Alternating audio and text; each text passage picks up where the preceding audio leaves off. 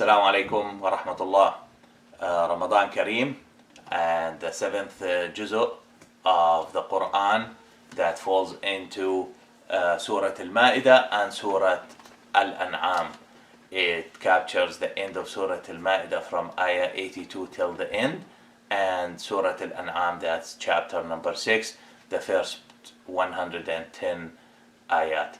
So let's dig into those two surahs, inshallah. The second part of the seventh juzu comes in Surah Al-An'am, that is chapter number 6 in the Quran, Surah Al-An'am. And Surah Al-An'am is a surah Makki that was revealed before Prophet immigrated to Medina, and it talks about the Aqidah. It connects topics of the Aqidah all together, and if you want a long surah that talks about the Aqidah, look at Surah Al-An'am. Surah Al-An'am talks about the Prophet Ibrahim and how he was the first Muslim and the methodology that he followed, and how it is the same like Prophet Muhammad sallallahu alaihi wasallam. After the Quran started talking about Bani Israel and then Christians and the Muslims and the hypocrites and all kind of people, and now it's talking and it spoke about An-Nisa. Now Quran is talking about how connecting the messages of all the prophets under Tawheed. It's a long surah talking about Tawheed, so let's talk about a few highlights from Surah Al-An'am chapter number 6. Starting with Surah Al-An'am with ayat 33 to 35, I'm not going to read them, but they're stating that Prophet Muhammad ﷺ sometimes feel that if he had even provide the miracles that the people are asking for, Allah subhanahu wa ta'ala in a rhetorical way saying, وَإِن كَانَ كَبُرَ عَلَيْكَ إِعْرَاضُهُمْ فَإِنِ اسْتَطَعْتَ أَن تَبْتَغِي نَفَقًا فِي الْأَرْضِ أَوْ سُلَّمًا فِي السَّمَاءِ. If they ask for a tunnel underneath the earth or a ladder in the sky and to the heaven, like فَتَأْتِيهُمْ بِآيَةٍ, that is their ayah or their verse. So in ayah number 50, I think, yes, 50, it says the same. قُلْ لَا أَقُولُ لَكُمْ عِنْدِي خَزَائِنُ اللَّهِ. Tell them that I do not say that I have the gold of Allah, the khaza'inullah. وَلَا أَعْلَمُ الْغَيْبِ. I do not know the future. Be careful when you reference that Prophet Muhammad ﷺ know the future. Many people fall for that and try to prove that Muhammad ﷺ knows the future and repeat a hadith, and some of it is not sahih. وَلَا أَقُولُ لَكُمْ إِنِّي مَلَكٌ. I don't claim that I'm an angel. إِنْ أَتَّبِعُ إِلَّا مَا يُوحَى إِلَيَّ. I just follow what is revealed to me. So that is Prophet Muhammad ﷺ in ayah number 50 in Surah Al-An'am. Going back to a few highlights in ayah number 38, it states, وَمَا مِن دَابَّةٍ فِي الْأَرْضِ وَلَا طَائِرٍ يَطِيرُ بِجَنَاحَيْهِ إِلَّا أُمَمٌ أَمْثَالُكُمْ. The animals and the birds, all of them are nations just like you. So the definition of the nation, the ummah in Quran, is the group of people that share a behavior. That's ayah number 38. Ayah number 44 is very important ayah. فَلَمَّا نَسُوا مَا ذُكِّرُوا بِهِ فَتَحْنَا عَلَيْهِمْ أَبْوَابَ كُلِّ شَيْءٍ. When they started forgetting what we commanded them what to do, generally, any people, not Muslims, not non-Muslims, not Bani Israel, not non-believers, what did Allah do? فَتَحْنَا عَلَيْهِمْ أَبْوَابَ كُلِّ شَيْءٍ. Sometimes Allah opens the rizq for those who start going astray. It's more of a fitna / test to them. حَتَّى إِذَا فَرِحُوا بِمَا أُوتُوا أَخَذْنَاهُمْ. The moment that they're very happy, Allah's punishment come. أَخَذْنَاهُمْ بَغْتَةً. Suddenly, surprisingly.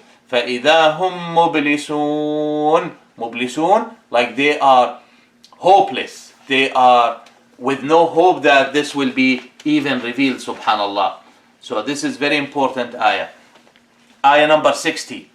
I'm not going to read that. It's talking about the wafa, the definition of the wafa. If you want more about that, we have this video that talks about the definition of the wafa in the Easter special. We covered about Prophet Isa alayhi salam. Ayat 76 to 79 are very important. Read them in Arabic and probably in English. They're talking about the story of Ibrahim when he challenged someone about the God.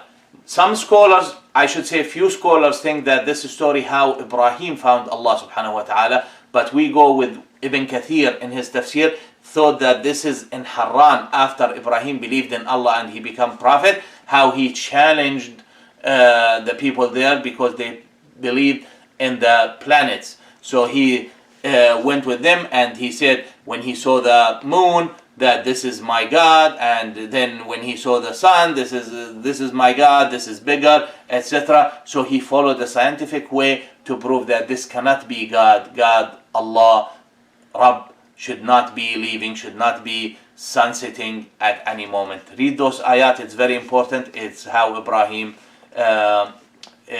started this curiosity and how to prove something is good by proving that the alternative is not good. It's a scientific method that Ibrahim started.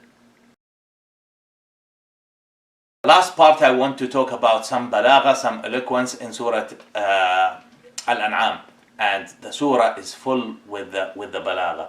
But I want you to read the ayat 83 to 87, where they're talking about Ibrahim and the sequence of using the prophets' names or mentioning the prophets' names. So after Ibrahim, وَتِلْكَ حُجَّتُنَا آتَيْنَاهَا إِبْرَاهِيم, mentioning Ibrahim, the next ayah, وَوَهَبْنَا لَهُ إِسْحَاقَ وَيَعْقُوبَ كُلًّا هَدَيْنَا وَنُوحًا هَدَيْنَا مِنْ قَبْلُ وَمِنْ ذُرِّيَّتِهِ دَاوُودَ وَسُلَيْمَانَ وَأَيُّوبَ وَيُوسُفَ وَمُوسَى وَهَارُونَ وَكَذَلِكَ نَجْزِي الْمُحْسِنِينَ وَزَكَرِيَّا وَيَحْيَى وَعِيسَى وَإِلْيَاسَ كُلٌّ مِّنَ الصَّالِحِينَ وَإِسْمَاعِيلَ وَالْيَسَعَ وَيُونُسَ وَلُوطًا وَكُلًّا فَضَّلْنَا عَلَى الْعَالَمِينَ وَمِنْ آبَائِهِمْ وَذُرِّيَّاتِهِمْ وَإِخْوَانِهِمْ وَاجْتَبَيْنَاهُمْ وَهَدَيْنَاهُمْ إِلَى صِرَاطٍ مُسْتَقِيمٍ.